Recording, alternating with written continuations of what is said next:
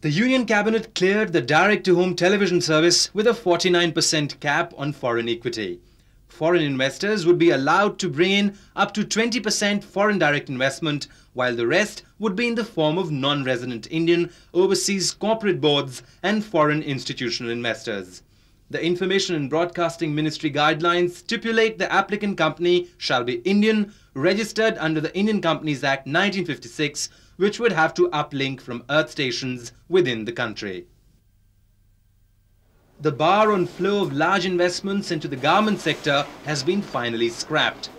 Foreign direct investment up to 100% can now flow into this sector without any burden of export obligations. The highly export-oriented sector has been taken off the small-scale industries reservation list, enabling corporates to invest large amounts in garment manufacturing. The Union government has scrapped a restriction that denied a key tax exemption to venture capital funds not existing from companies in which they invested after 12 months. The government will, however, take action if there is any misuse of the incentive by venture capital funds.